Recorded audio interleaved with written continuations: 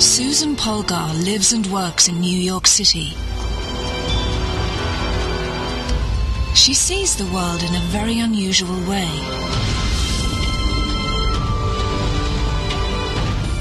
Susan has the brain of a genius, perfectly adapted to her single lifelong obsession.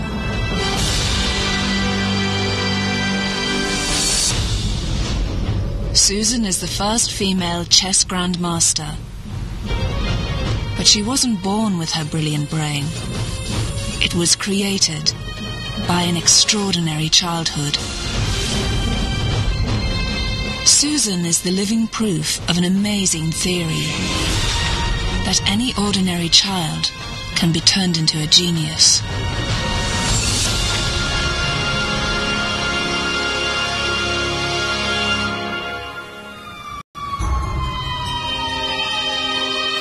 It's Sunday morning, and New York's Greenwich Village is the setting for a showdown.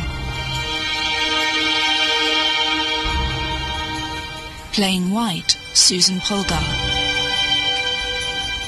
Playing black, Paul Chiron, a former US champion at a supercharged form of chess. Blitz. Each player must play the entire game in just 60 seconds.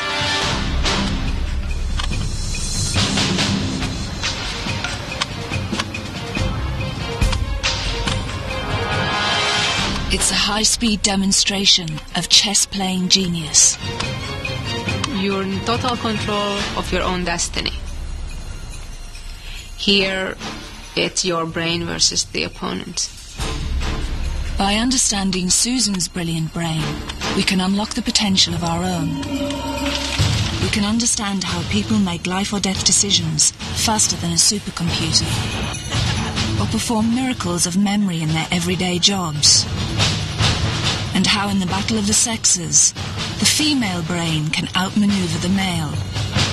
I really believe that if you put your mind to it, and you really want it, you can achieve it. Whatever it is. Susan's brain is an unstoppable force, and her opponent has run out of time. The latest in a long line of distinguished victims. Susan has competed on equal terms with the greatest names in chess, like Garry Kasparov, Anatoly Karpov, and even the great Bobby Fischer. But Susan's genius is no accident of birth. She was once an ordinary 4-year-old whose life was transformed by a unique education.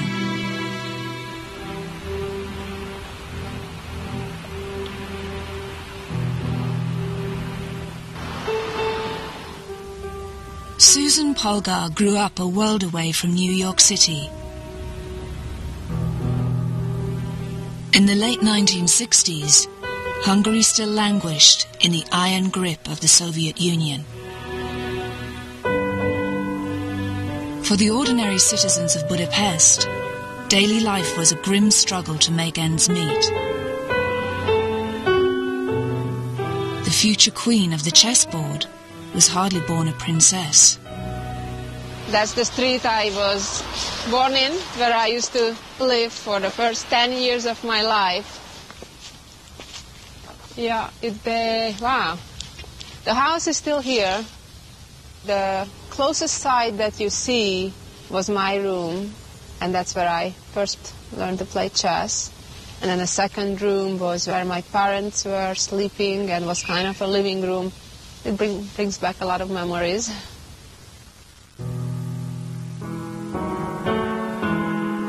If Susan's home was ever so humble, her father was a man with a unique vision. A trained psychologist, Laszlo Polgar had made a deep study of the childhood origins of genius. The archetypal example was Wolfgang Amadeus Mozart.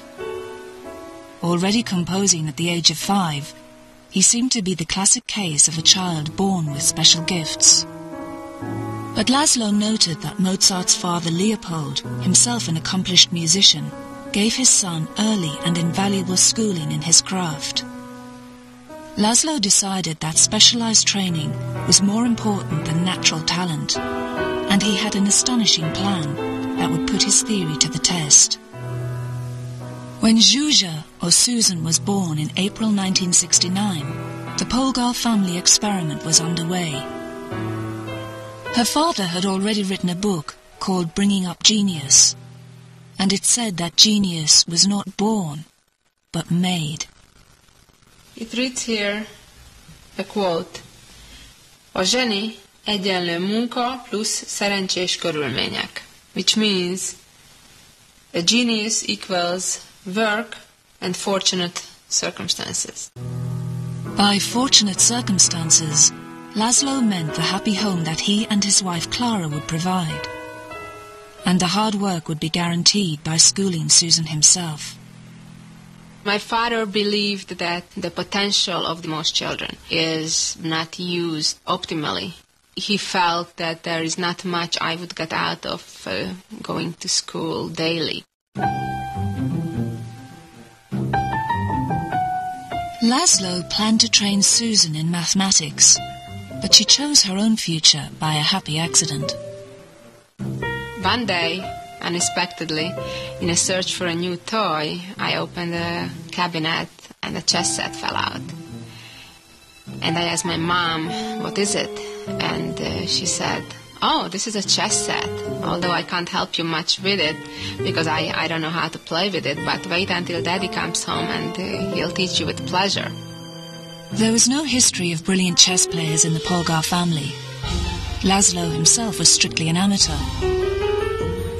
But he was convinced he could train his daughter to be a genius at anything, as long as she was a willing student.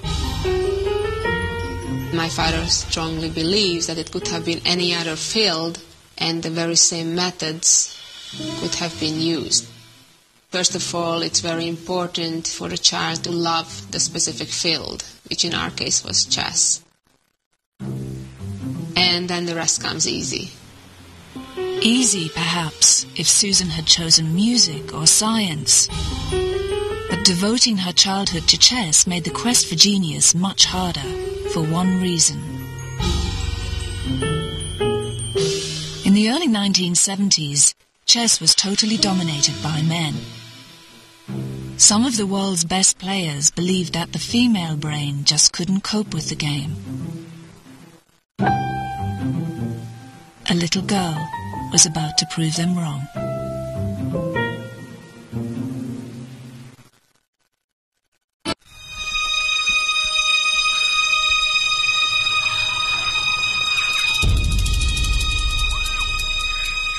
These are the gardens of Blenheim Palace in Oxfordshire, home to one of the biggest hedge mazes in the world. This type of navigation problem is a well-known battleground of the sexes. Men never ask for directions. They think they're better than women at getting from A to B. Professor Peter MacLeod has come to find out whether, just sometimes, they might be right.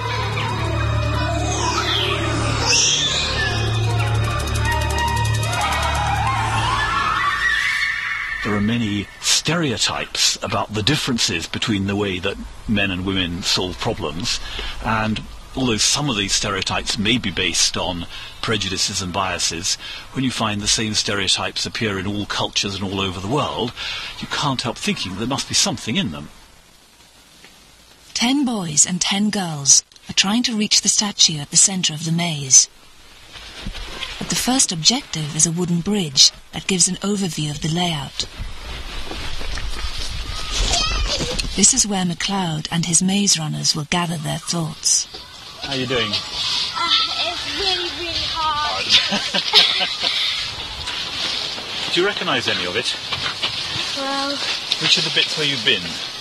it went round that far side with the zigzaggy bits, Yep. and then up here. I remember most of the turns that I've been through. The boys seem to be looking at the big picture. They have a strong memory of where they've been and where they need to go. I'm just trying to keep going in that direction. Or at least they think they do. I'm gonna go right.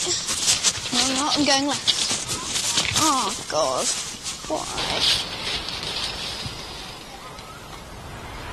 The human brain has two hemispheres, left and right. Most of our thinking happens in the thin outer layer of each, called the cortex. But in males, the cortex is thicker in the right brain, which excels at spatial thinking. So boys are thought to use a highly spatial strategy. They create a mental image of the whole maze to use as a map. Then they might use a reference point like the sun to figure out where they are. And by rotating their mental maps, they can then decide which way to turn next. So the boys have good spatial awareness, navigating with a strong sense of where they are in the overall maze. Okay, that's right.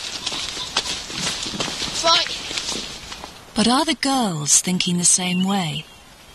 If you had to draw a map of the maze when you got out, do you think you could do it? No. No.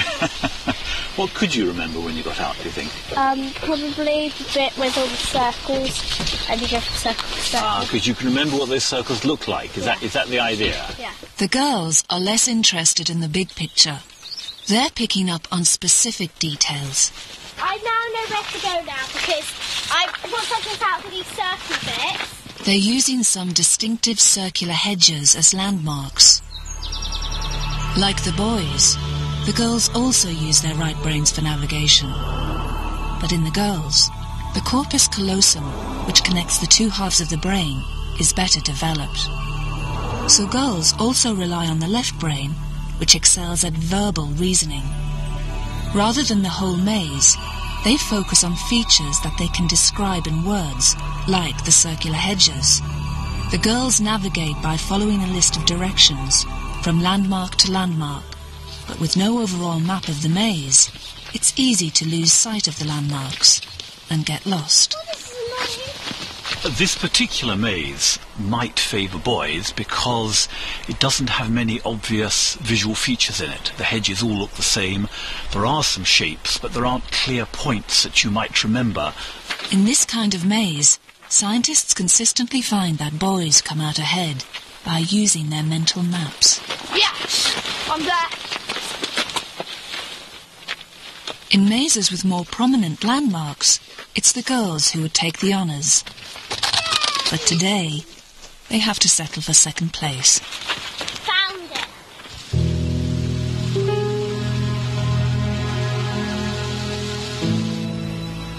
In the early 1970s, it was taken for granted that chess also required a typically male way of thinking. Like the maze problem, the game seems to depend on a spatial awareness of the board and all the pieces. But then, Susan Polgar came along. When she was still just a tiny girl, her father planned to prove that gender differences in the brain were not important. I definitely would agree that there are differences in brain, and men and women think differently. I'm not disputing that. It doesn't mean necessarily that one is worse than the other. And that's the beauty of it. I think that's the beauty of life, that we don't all have to be a certain way to succeed. There can be many roads to Rome, as they say. Just a few months after she learned the game, Laszlo took Susan to Vörös Meteor, the most formidable chess club in Budapest. Susan was about to face male opposition in more ways than one.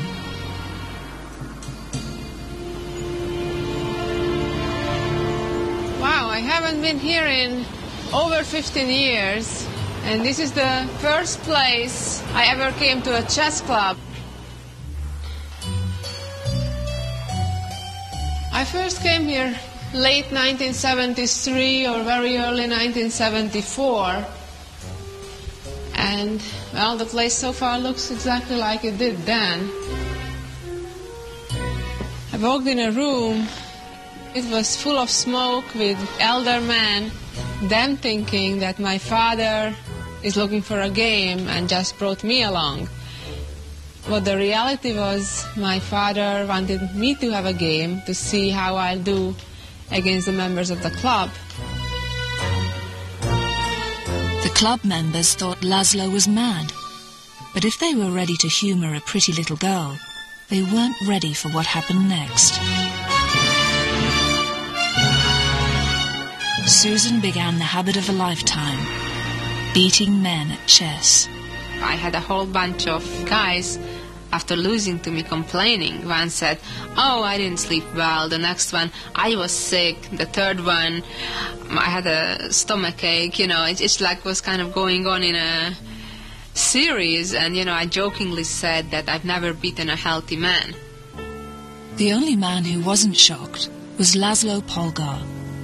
He was building Susan's training around a mental skill that didn't depend on either the left or right brain. Girls could master it just as easily as boys, and before long, Susan was literally beating men with her eyes closed.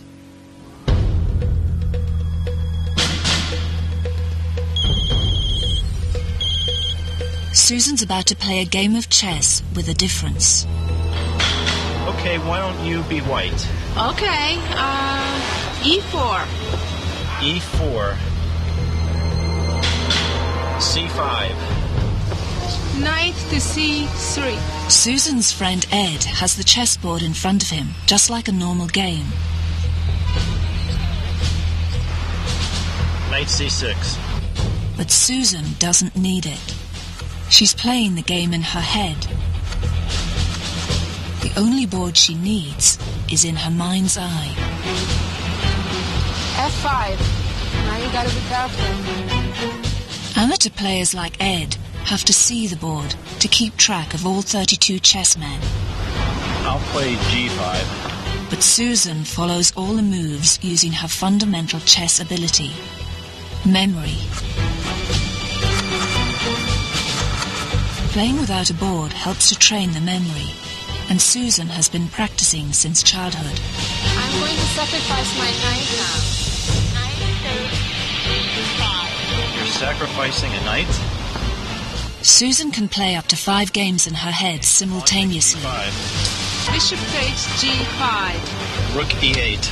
Rook F3. Knight E5. Rook G3. King F8. The queen's moving in for the kill. E to G4. Queen H8 check. Now it's over. King E7. Checkmate. Susan! That's not a nice way to say hello. When it comes to chess, Susan can perform miracles of memory. In fact, she's doing something that should be impossible.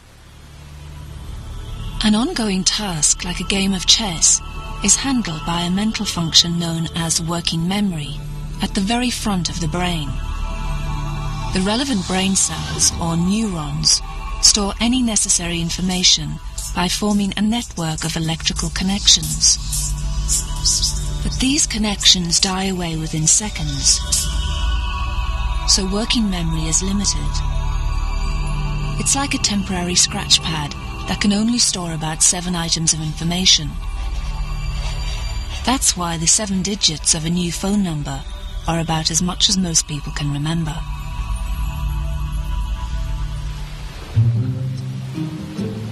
But just how good is Susan's working memory? This is Thompson Street in New York, home of the city's sidewalk chess cafes.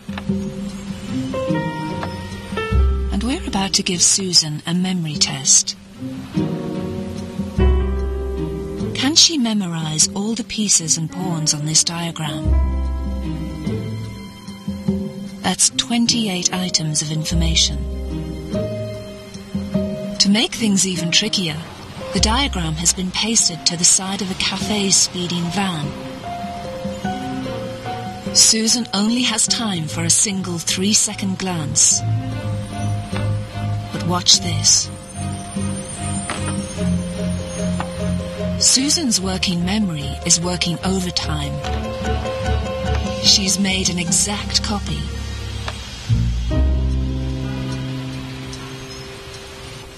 To explain her miracle of memory, this scientist has come to a very surprising place. The diners at this London restaurant don't know it, but their table is under surveillance. Is proceeding here in a counterclockwise order. Psychologist Anders Ericsson has spent nearly 30 years studying amazing memories, and it doesn't have to be chess grandmasters. More and more, we've been interested in everyday life expert performance. Somebody who can do something that is extraordinary. He's expecting a bravura performance from Spanish waiter Vicente Sancho. I think I have a good memory. I have the memory of my grandma. Good afternoon. You ready to order? Yeah. Okay. May I have a vodka cranberry, please? And then I'll take the baby squid risotto. Risotto. They're giving drink orders as well as a meal. This is going to be challenging for him. Do you have any beer? Only Tiger. Okay. Tiger beer? Then can I start off with the nochi with the chestnut? Like Susan, Vincente's working memory has to take in a lot of information. But he never writes anything down. Could I start with the sauteed baby squid, please? And this is going to be a tall order. Okay, risotto on Memphis. Caponata, dolce. Caponata, yeah. And also Medium rare. The Nero risotto. Nero risotto. And then I'll have the gnocchi. The question is, how many orders can he handle in working memory? So, it's vodka cranberry, Nero risotto on the scale, Tiger beer, with the gnocchi on the beef rare. The Nero risotto, the Memphis and gin tonic.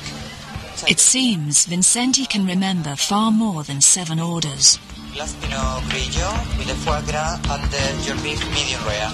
Wow. The glass de Sauvignon, the petit bourgeois, and the Nero risotto and the Memphis. So the lady, the glass Pinot Grigio, gnocchi and John Dory, a couple of bottles of water for the table. Very good. So, 23 orders in all. That's impressive. Like Susan, Vincente seems to exceed the normal limits of working memory. the beef medium rare. But how is he doing it? Vincent, that was really impressive. Really want to understand here how you were doing this. Now you're coming in. Do you know who you're going to ask to give you the first order? Yes, it's always the best to start from my left. Okay. So to try to keep an order. The first one, so brunette, it has a white top and thin jeans. The second one, blonde, almost white hair. Do you have any beer? I thought she's not sure about what to drink, about what to order. It seems that Vincente doesn't remember all 23 orders individually. Instead, he packs the information down to make it manageable using the normal 7 items of working memory. I associate the person, the dish, and the number. It's like all together. I don't know how to explain, but it's come all together. He forms a strong mental image of each customer and then attaches that customer's orders to the image. This seems to be a common technique used by experts in all fields. It's called chunking. It is a little like phone numbers. One of my best phone numbers was 492-1492. And given that 1492 is when Columbus discovered America, you don't have to keep track of the individual digits any longer. All the 4 digits will be retrieved as a single group from memory. Susan handles the information on a chessboard in exactly the same way. She doesn't remember all the pieces individually. Instead, she breaks everything down into chunks. The menacing formation of whites, queen and bishops is one chunk. The heavily protected black king is another. Susan only has to remember 5 chunks, easily manageable in normal working memory.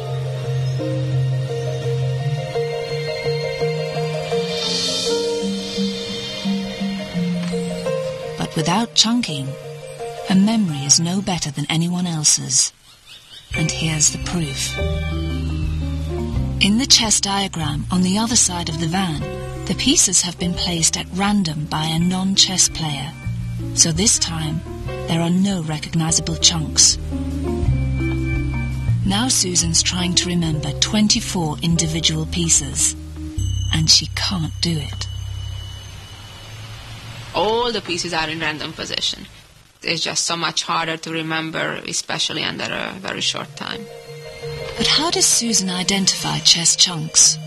To her, they're lifelong friends, memories that were implanted in her brain during her extraordinary childhood.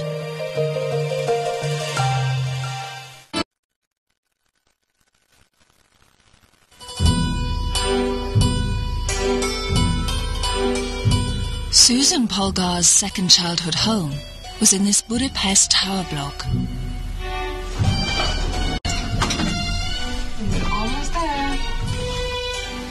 The tiny family apartment was a production factory where Susan's brain was engineered for the game of chess. The current tenants have no idea that a genius formed her earliest memories within these walls. Wow, still the same. My phone used to be here. When we finally got the phone for the first time, we used to keep it there. Wow, and this used to be the living room. This is where Susan did some of the hardest work of her life, for up to 6 hours a day. I used to have a wall of chess books here, a library of chess books, a collection of 4,000 to 5,000 of different titles. And actually I even had a catalog of chess games with selection of 200,000 games, manually being cut from various chess magazines and newspapers and sorted by various openings and various players. This massive effort was required throughout Susan's childhood to commit the complex secrets of chess to memory. The number of possible games is vastly greater than the number of atoms in the universe. But chess chunks are the order in the chaos. These small but typical formations appear again and again in different games. They are the basic words in the language of chess. Most 10-year-olds know only 10,000 words. At the same age, Susan was devoting her childhood to learning 100,000 chess chunks. This process would physically transform her brain. With constant repetition, information moves from working memory into long-term memory. Working memory lasts only seconds until the electrical connections between neurons die away. But in long-term memory, the repetition of these currents stimulates the neurons to form new and permanent connections. The memorized information is now hardwired and can last a lifetime. Like anyone else, Susan's long-term memory is a storehouse of family faces and lifetime experiences. But now, chess chunks were also indelibly imprinted on her brain.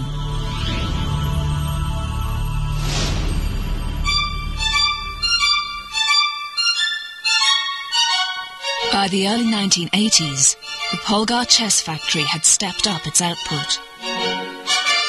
Susan's two younger sisters, Sophia and Judith, were next on the genius assembly line. And within a few years, the family would be ready to take the world of chess by storm. At 15, Susan was already the top-ranked female player in the world. At the 1985 New York Open, she caused a sensation by beating a grandmaster for the first time. By 1989, 12-year-old Judith had a winning streak of 8 competitions in a row. At 14, Sophia annihilated 4 grandmasters for one of the greatest tournament results of all time. Just watching them seated at chessboards, I immediately had a sense that I had never seen with women players elsewhere. Susan is still a powerful presence at the board. Like all the Polgar sisters, she seems to make a move as easily as taking a breath. There seemed to be a line direct from their brain to the end of the finger and the piece moved and that was it. But it should be beyond the power of a human brain to pick the best move.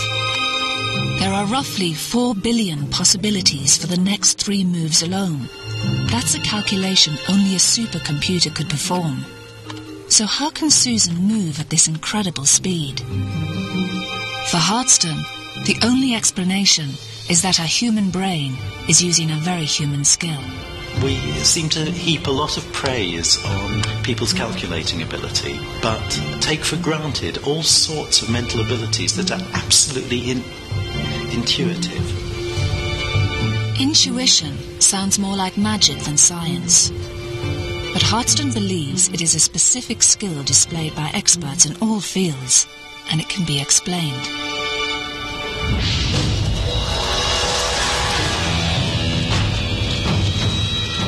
By training, William Hardston is a psychologist and a former United Kingdom chess champion. It's not as bad as I feared. But today, he's going back to square one as a trainee firefighter. Hardston plans to compare his novice skills with those of expert firefighter Lee Cork. Do you want to take a quick look at the smoke that's coming out there at the moment? I'm going into there. You're going into there, yeah? They're up against a terrifying opponent. This is Flashover, a major killer of firefighters. My wife always said I'd go to hell. He has no previous experience, but he thinks he has a logical plan of attack. He aims to control one side of the fire, then quickly switch to the other. Okay, left. How's it going now, right? Missed. But logic isn't working. The fire's making moves he can't predict. Oh, it's coming back. At me. Go backwards. What I was doing was trying to apply rules and stopping and thinking. I always had to stop and see what the effect of what I was doing was. Too much water. Hardston's achieved nothing but a cloud of scalding steam. He's still trying to think his way out of trouble, and now he's suffering from paralysis by analysis. Oh, we've lost our visibility altogether, haven't we? Slow down, slow down. For Hardston, it's been a harsh lesson in the wrong way to make decisions. Firefighter Cork shows him how it's done. Nice and high gas cooling. For an expert, flame in the overhead smoke is a typical danger sign. He reacts instantly by cooling the flames, and he doesn't have to think about it. When you've done something often enough, you don't have to think about how to do it. But even more important, when you've done it often enough, you sense what the result of it is going to be, and you're ready with the next move. Intuition turns out to be a learned skill. It means trusting your experience and the ability to recognize and react to familiar patterns. And surprising as it may seem, chess players rely more heavily on intuition than calculation. You don't calculate from where you are. You don't look at a list of possibilities. You sense what's the right move, and you don't have to think about how to do it.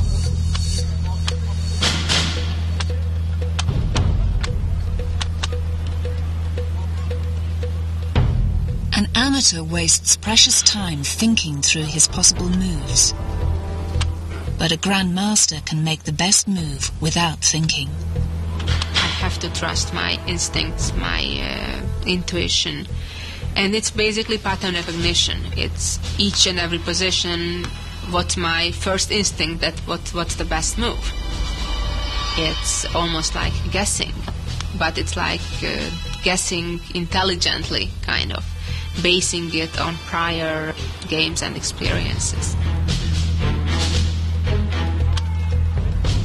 Susan guesses her opponent's moves before he makes them. For Preston Lasker, it feels like she's reading his mind.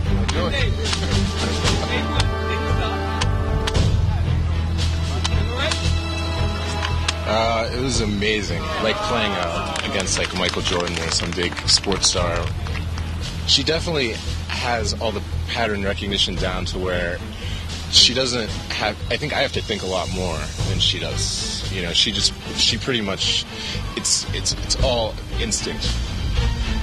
It's pattern recognition that separates the best from the rest. Susan is so good at it that it's possible her brain has a dedicated pattern processor. With modern scanning techniques, it might even be possible to identify it. But there's a problem. The brain is so complex that to find and identify any specific structure is a daunting task. But scientists are sometimes given clues, telling them where to look for specific functions. And it happens when the brain goes wrong.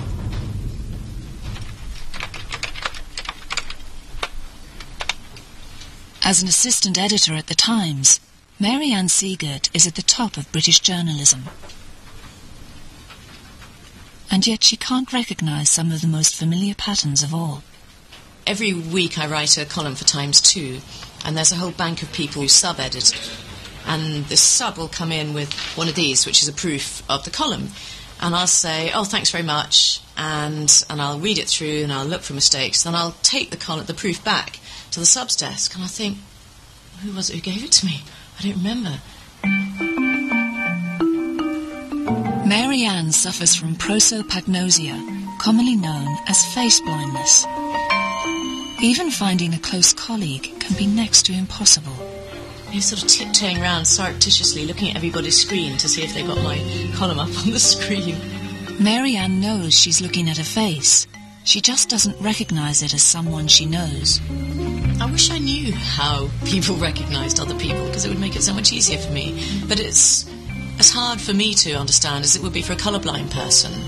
To, if somebody said to them, well, can't you see the difference between red and green? That's red, that's green. As many as 1 in 50 people have some degree of face blindness.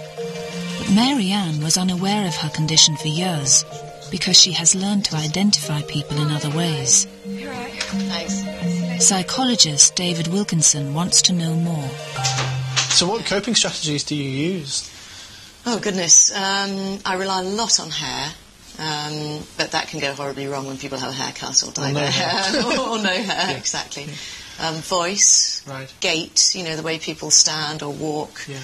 I think I use. Glasses or any sort of facial hair I find very useful. You seem more keen to focus in on local detail, on parts of the face, and so you're using a different strategy. Well, that's what I use to compensate for the fact that I can't recognise the face. Right. So I think, there must be some feature on the face that I can compare to see which is alike. I mean, I've now worked out you've got a bump here on your nose, yeah. So that will help me next time I see you, maybe. Yeah.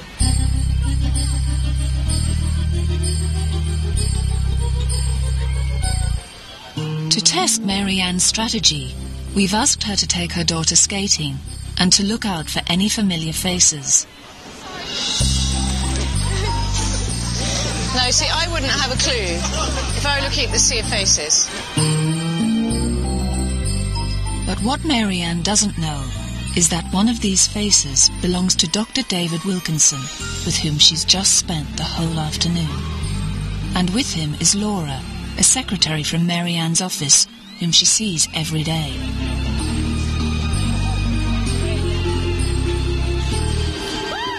At a distance, Mary Ann can't pick up on any useful details. Maybe if they go a bit closer. It's not mother and daughters, is it? No. Wilkinson tries taking his hat off. Finally, he resorts to a bit of slapstick psychology. Oh, God! Are you all right?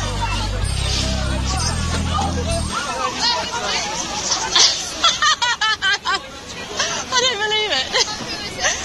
This is a guy called Dave, who I spent most of the afternoon with, and this is Evie.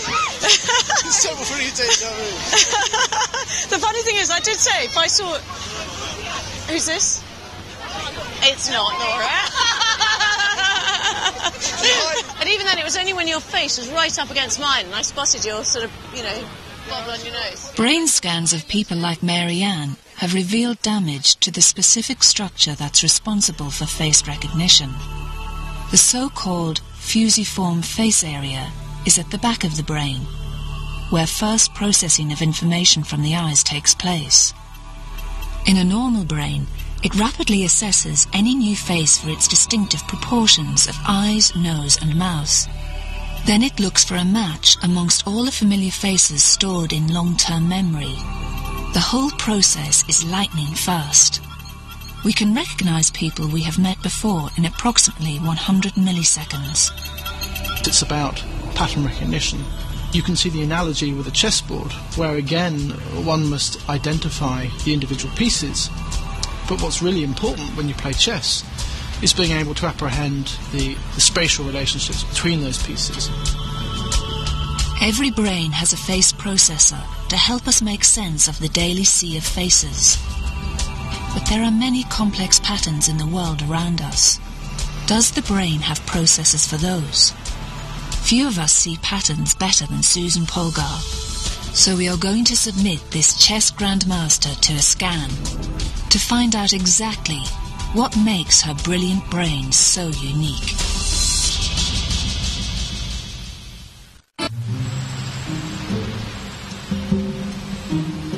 Grandmaster Susan Polgar is about to find out how her brain is perfectly adapted for the game of chess.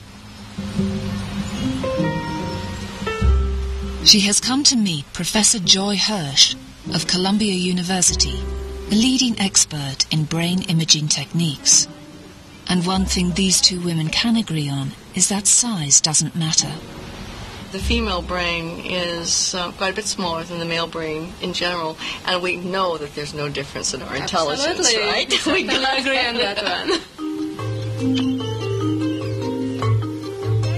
Hirsch intends to scan Susan's brain using MRI, or magnetic resonance imaging.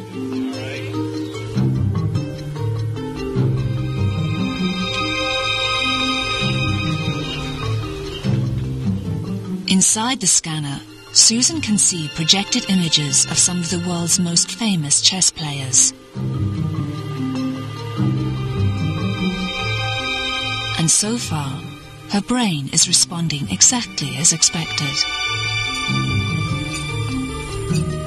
The fusiform face area, her brain's dedicated face processor, is powerfully activated.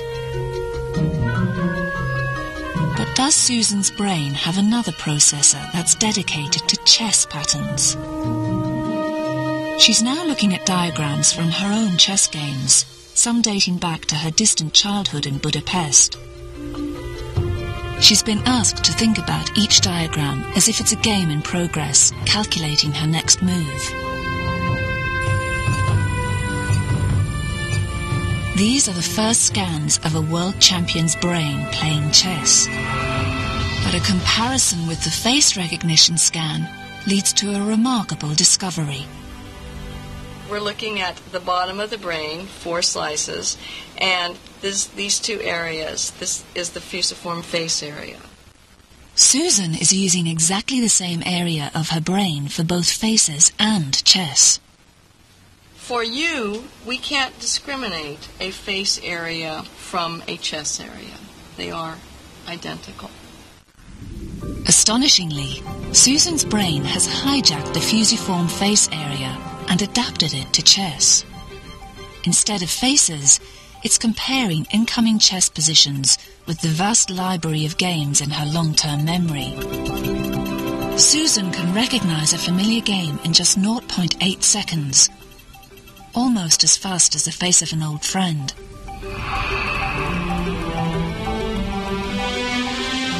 Years of intense childhood training literally molded Susan's brain for the game.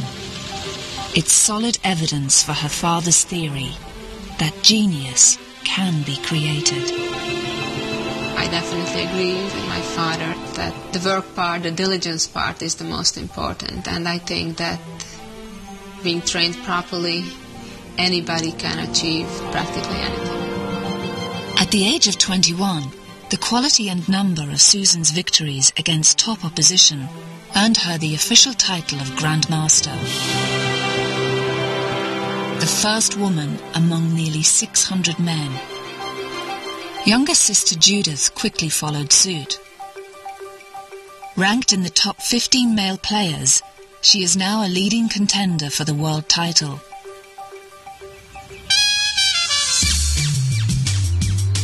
And there's one more twist in the Polgar family story. This Florida holiday resort is the unlikely setting for the United States Championships for school children. Inspired by the Polgar sisters, girls now compete on equal terms with boys. But Susan's attention is riveted on the tense deciding match for the 7-year-olds of the 2nd grade. Yash Prashad battles for the title against Susan's son, Tommy. He's a fighter. He's used to playing long games. Yeah, I have my fingers crossed and hoping things will end well. 6-year-old Liam will be next in line. Susan stands at a discreet distance, getting used to a new kind of tension, as a chess mom.